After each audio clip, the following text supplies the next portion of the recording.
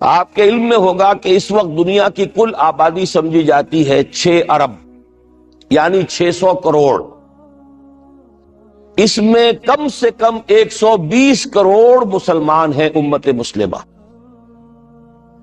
گویا کہ ہر 5واں انسان جو ہے دنیا میں وہ حضور صلی اللہ علیہ وسلم کا کلمہ پڑھتا ہے. اتنی بڑی تعداد. اس کے ساتھ ہی کتنا بڑا علاقہ جو ہے اس زمین کا وہ اللہ تعالیٰ نے اس امت کے قدموں تلے رکھا ہے. اگر آپ نے نقشہ دیکھا ہو دنیا کا تو آپ کو معلوم ہونا چاہیے کہ شمال میں جو بہت بڑا یہ نظر آتا ہے سائبیریا اور روس کا علاقہ، یہ سب غیر آباد ہے. اس طرح شمالی امریکہ میں بھی کینیڈا سے اوپر بڑے بڑے آپ کو بر اعظم سے نظر آئیں گے، سب غیر آباد ہیں.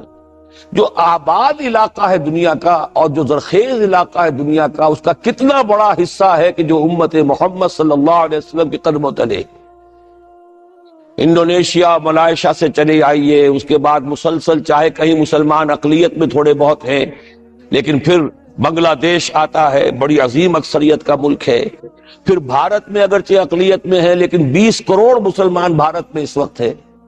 پھر جو پاکستان سے شروع ہوا سلسلہ، افغانستان، ایران، چلتے جائیے ادھر ترکستان، چینی ترکستان، روسی ترکستان، پھر آگے چلیے عالم عرب، افریقہ کا پورا شمالی علاقہ، افریقہ کا تقریباً سارا وسطی علاقہ. یہ سب کیا ہے؟ کتنا بڑا رقبہ ہے. اور ہر طرح کی نعمت اللہ نے دی ہے. اس میں نباتات بھی ہیں، اس میں معدنیات بھی ہیں، اور سب سے بڑھ کر آج کی دنیا میں جو اہم ترین شے ہے کہ پیٹرول جو ہے، تیل جو ہے، اس کے سب سے بڑے ذخائر وہ ہیں کہ جو مسلمانوں کے قدمے تلے. اتنی تعداد میں ہونے کے باوجود، اتنے وسائل کے پر بظاہر قابض ہونے کے باوجود، سوال یہ ہے کہ کیا آج دنیا میں امت مسلمہ کو عزت حاصل ہے یا یہ ذلیل ہے؟ اسے غلبہ حاصل ہے یا مغلوب ہے؟ اسے کوئی دنیا میں وقار حاصل ہے یا یہ بالکل بے وقار ہو کر رہ گئی؟ یہ بات ہے جو ہمارے سمجھنے کی ہے. آج کیوں ذلیل کہ کل تک نہ تھی پسند گستاخی فرشتہ ہماری جناب میں. اس وقت صورت یہ ہو چکی ہے، آپ کو معلوم ہے کہ ہر جگہ پر پسماندگی کا نشان مسلمان ہیں. ہمارے سارے وسائل پر دوسروں کا قبضہ ہے. ایک ہی شے رہ گئی تھی، تیل، خلیج کا تیل، اس پر بھی آ کر امریکہ کی فوجیں ان کے سر پر بیٹھ گئی ہیں. سارا کا سارا تیل اب ان کے قبضے میں ہے. ادھر خلیج کے دہانے کے دونوں طرف وہ اپنے مورچے بنا رہے ہیں تاکہ یہاں کسی کا داخلہ نہ ہو سکے. بڑے بڑے جتنے لوگ ہمارے ہیں ان سب کی دولت ان کے پاس ہے. کہنے کو تو سلطان آف برونائی دنیا کا امیر ترین آدمی ہے، لیکن دولت ہے کہاں اس کی؟ انویسٹڈ تو وہی ہے، اسی کے بینکوں میں ہے، انہی کی کمپنیوں میں ہے. کسی کے پاس کچھ نہیں ہے. سعودی عرب کے کوئی ڈالر دے تو کہاں ہے؟ جیسے شہنشاہ ایران کا جو اثاثہ تھا، سرمایہ تھا، جو سارا کا سارا انہوں نے جو ہے وہ فریز کر لیا. تو یہ دولت تو ساری وہی ہے. کہنے کو ہے کہ آپ کے اکاؤنٹ میں اتنا روپیہ ہے، لیکن سوال یہ ہے کہ وہ اکاؤنٹ فی الواقع کس کے قبضے میں ہے؟ پھر آپ کو معلوم ہے کس طریقے سے مسلمانوں کے ساتھ سلوک ہو رہا ہے. ہر جگہ پر جہاں چاہیں، جس طرح چاہیں انہیں ستا لیں.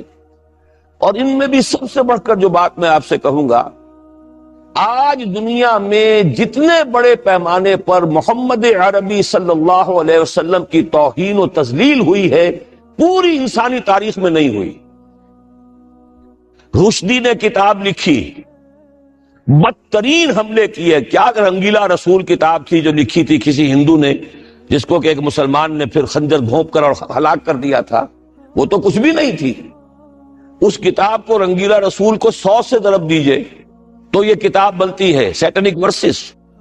اور وہ ملینز نہیں بلینز کی تعداد میں شائع ہوئی. اس کے خلاف احتجاج اگر کسی نے کیا ہے تو ان کے اوپر جوتے پڑے ہیں، ان پر ڈنڈے پڑے ہیں. پوری مغربی دنیا اس کے پیچھے آ گئی ہے، سپورٹ کیا ہے.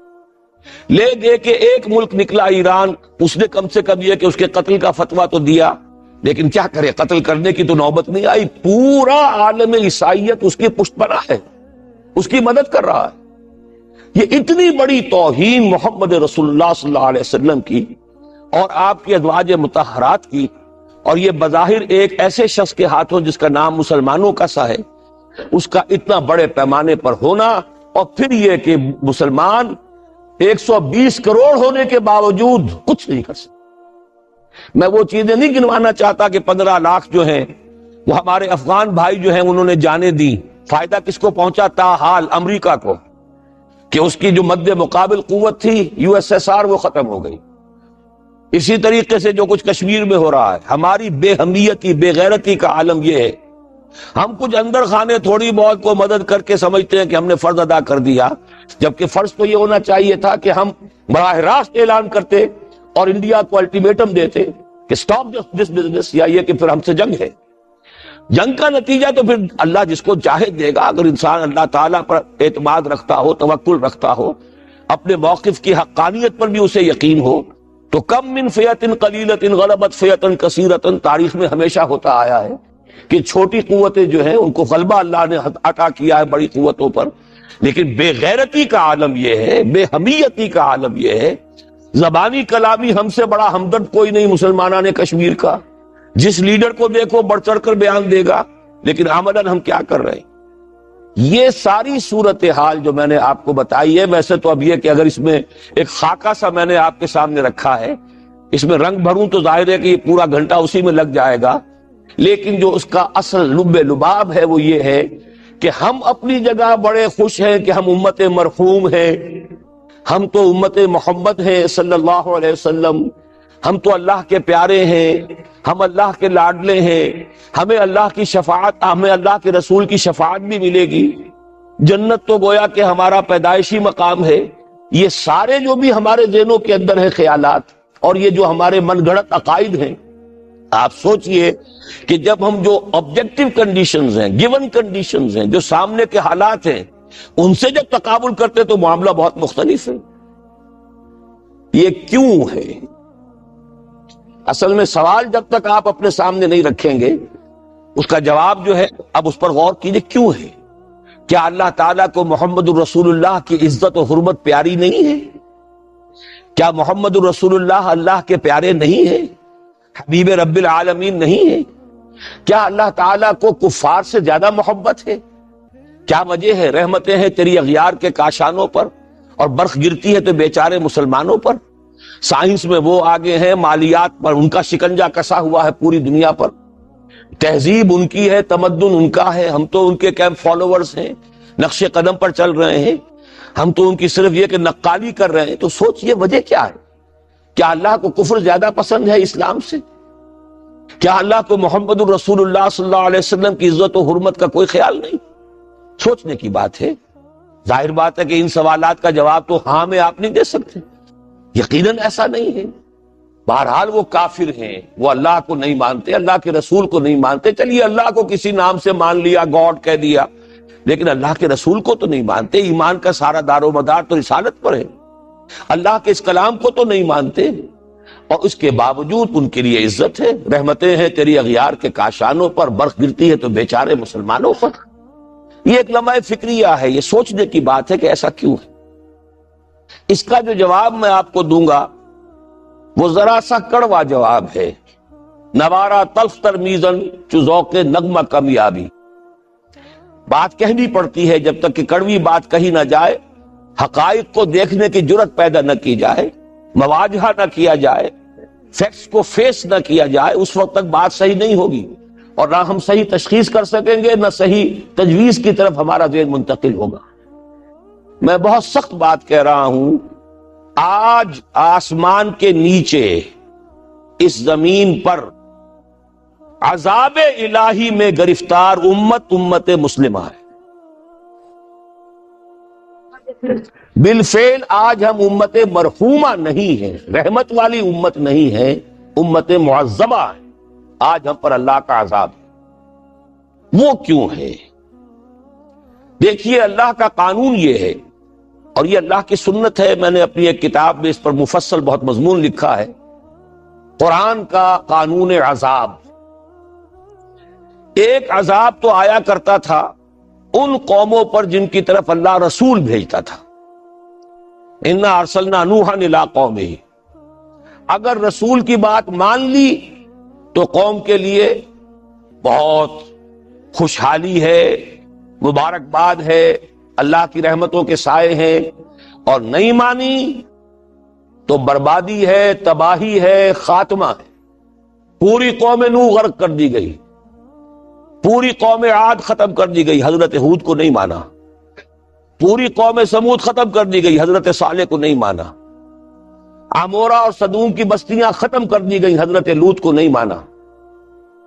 آل فرعون غرق کر دیے گئے، حضرت موسیٰ کو نہیں مانا۔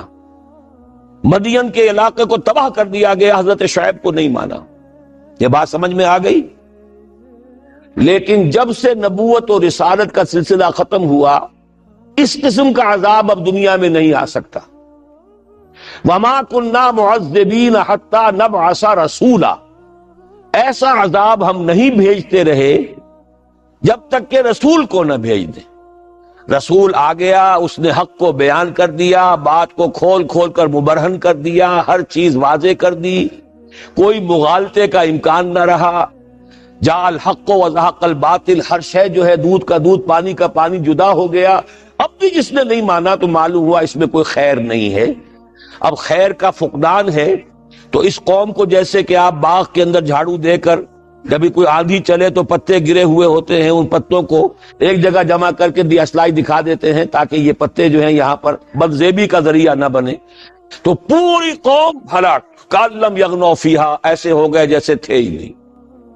یہ عذاب اب نہیں آئے گا، اس لیے کہ آخری نبی، آخری رسول محمد الرسول اللہ صلی اللہ علیہ وسلم۔ اب آج جو عذاب آتا ہے، دیکھیے کافروں کے لیے عذاب اصل میں آخرت میں ہے۔ دار العذاب، دار الجزا، وہ تو آخرت ہے، یہ تو دار الامتحان ہے۔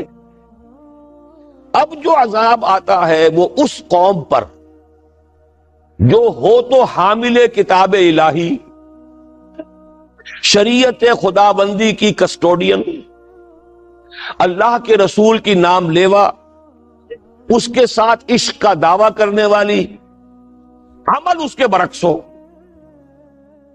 حالانکہ اللہ نے اگر اسے وہ مقام دیا، اللہ نے اس کی طرف رسول بھیجا اور اسے رسول کے امتی بننے کا شرف عطا کیا، اسے اپنا کلام دیا، کتاب دی، اسے اپنی شریعت دی، تو کس لیے دی؟ تاکہ اس پر خود بھی عمل کریں، اسے دوسروں تک بھی پہنچائیں۔ وہ گویا کہ اس روئے ارضی پر وہ امت، وہ قوم اللہ کی نمائندہ قوم ہوتی ہے، ریپرزنٹیٹو ہوتی ہے۔ اے انسانوں، ہمارے پاس ہے تمہارے خالق اور مالک اور پروردگار کا قانون، ہمارے پاس ہے اس کی ہدایت، ہمارے پاس ہے اس کی کتاب، ہمارے پاس ہے اس کے رسول کا اسوہ۔ آؤ ہماری طرف، ہمیں جانچو، ہمیں پرکھو، ہمیں دیکھو، ہم واقعتاً اسی کتاب کے مطابق چل رہے ہیں نا؟ دیکھ لو، ہم جو کہتے ہیں وہی کرتے ہیں نا؟ وہی بات تو نہیں ہے کہ لما تقولون ما لا تفعلون، کبر مقتا عند اللہ ان تقولوا ما لا تفعلون۔ آؤ دیکھو، ہم نے اس کتاب کے مطابق، اللہ کی ہدایت کے مطابق کیسا اچھا معاشرہ بنایا ہے، کیسا انصاف ہے، کیسا امن ہے، کیسا بھائی چارہ ہے، کیسی اخوت ہے۔ آؤ دیکھو ہمارے ہاں تقسیم دولت کا نظام کتنا صحیح ہے۔ ایسا نہیں ہے کہ کوئی جو ہے اسے دولت کی بدہضمی ہو رہی ہو اور کوئی وہ ہے کہ جو بھوکا مر رہا ہو، ایسا نہیں ہے۔ دیکھو ہمارے ہاں انسانی شرافت، انسانی عزت، انسانی پریسٹیج اور انسانی حقوق بہتر سے بہتر شکل میں موجود ہیں، حریت ہے، آزادی اظہار رائے ہے، سب کچھ ہے۔ یہ کام اگر وہ امت کرے تو اس سے زیادہ خوش نصیب کوئی نہیں۔ پھر دنیا میں اس کو غلبہ ہوگا، دنیا کی خلافت اس کو دی جائے گی، دنیا کی امامت اس کو دی جائے گی، دنیا کی قیادت اس کو دی جائے گی۔ جیسے کبھی اقبال نے کہا تھا کہ سبق پھر پڑھ شجاعت کا، عدالت کا، صداقت کا، لیا جائے گا تجھ سے کام دنیا کی امامت کا۔ لیکن پھر وہی سبق پڑھنا پڑے گا جو صحابہ کرام نے پڑھا تھا۔ جب صحابہ کرام نے وہ سبق پڑھا تھا تو دنیا کی امامت اللہ نے ان کو عطا کی تھی کہ نہیں کی تھی؟ اگر تو اس کے مطابق عمل ہے تو ان سے زیادہ اللہ کو محبوب کوئی نہیں، اور اگر طرز عمل برعکس ہو جائے، کہیں کچھ اور کرے کچھ اور، کہیں یہ کہ قرآن پر ہمارا ایمان ہے اور اس کے قانون کو نافذ نہ کرے، کہیں یہ کہ ہماری تو محبوب ترین شخصیت محمد ہیں اور ان کی سنت کے اوپر عمل نہ کریں صلی اللہ علیہ وسلم. قرآن نے جس شے کو حرام کیا ہے اس کا استعمال کر رہے ہوں. اگر طرز عمل یہ ہو اور یہ طرز عمل اس حد کو پہنچ جائے کہ دنیا تانے دے یہ مسلمان کہاں اسلام، دنیا میں ہمیں دکھاؤ کہاں اسلام، یہ مسلمان کیا اسلام پر کیا بند ہیں؟ جارج برنارڈ شاہ نے کہا تھا کہ میں جب قرآن پڑھتا ہوں تو محسوس کرتا ہوں اس سے بہتر کتاب کوئی ممکن نہیں، لیکن جب مسلمانوں کو دیکھتا ہوں تو محسوس کرتا ہوں ان سے زیادہ ذلیل قوم دنیا میں کوئی نہیں. یہ کنٹراسٹ ہے جو ہم اپنے وجود سے پیش کر رہے ہیں. کیا اس کی وجہ سے لوگ اسلام کی طرف راغب ہوں گے یا اسلام سے متنفر ہوں گے؟ کیا ہمارا منہ ہوتا ہے ہم باہر جاتے ہیں؟ اسی لیے ہم تو تبلیغ، میں تو کم سے کم وہاں جا کر جو مسلمان کھوئی ہوئی بھیڑیں ہیں امت محمد صلی اللہ علیہ وسلم کی، انہی کو ریکلیم کرنے کی کوشش کرتا ہوں. جیسے کہ حضرت مسیح نے کہا تھا میں تو بنی اسرائیل کے گھرانے کی کھوئی ہوئی بھیڑوں کی تلاش میں آیا ہوں. میرا منہ نہیں ہے کہ میں وہاں کسی امریکن سے بات کروں. وہ یہ کہے گا تم اپنا گھر تو سنوارو، فزیشین ہیل تھائی سیلف. تم ایک چھوٹا سا ملک نہیں چلا سکتے، تم نے اس کا بیڑا غرق کر کے رکھ دیا ہے. تم نے اسے کورٹ آف وارڈ بنوا دیا ہے IMF کا. ہاں یہاں تو گھڑی گھڑی جو ہے قرقمین آتے ہیں IMF کے اور ورلڈ بینک کے قرقی کرنے کے لیے. ہر روز ایک نئی قرقی ہو رہی ہے، ہر روز جو ہے آج پھر گاڑیوں کا کرایہ بڑھ رہا ہے، بجلی کا کرایہ قرقی ہو رہی ہے. عوام کے اندر جو بھی راہ رہ گیا اسے بھی چوسنے کا اور کشید کرنے کے لیے.